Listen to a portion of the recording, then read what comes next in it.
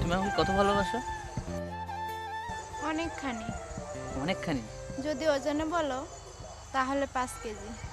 কেজির পরিমাণ দিয়ে ভালোবাসো তুমি আমাকে? ও মা, তুমি না জিজ্ঞেস করলে ও আমি তোমাকে কতখানি ভালোবাসি? ও আচ্ছা আচ্ছা আচ্ছা। আচ্ছা তোমার কি করতে ভালো লাগে? ঘুরতে ভালো লাগে। ঘুরতে? হুম। কার সাথে?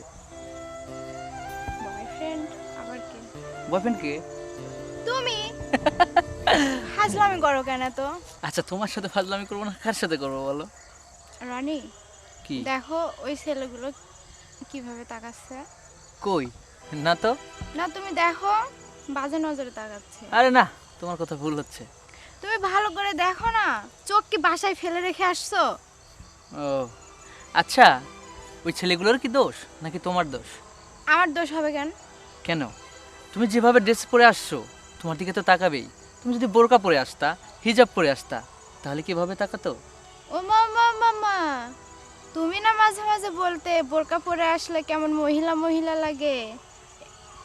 না না, এটা আমি কোনোদিনও বলি নাই। আসলে মেয়েরা যদি হিজাব বোরকা পরে আসে কখনোই ওইভাবে তাকাবে না। এটা তো তোমার কারণে ওরা তাকাচ্ছে, তাহলে ওদের দোষ দিতে লাভ নেই।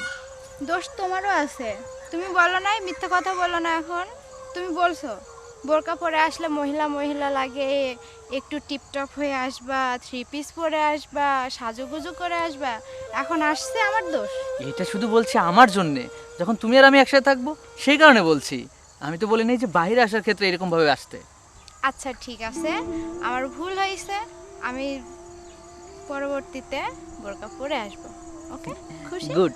এখন আমি খুব খুশি। তুমি এখন থেকে ওভাবে আসবা, তোমাকে আমি ছাড়া কেউ দেখবে না, শুধু আমিই দেখবো তোমাকে। ঠিক আছে, আচ্ছা চলো যাই। চলো ওঠো।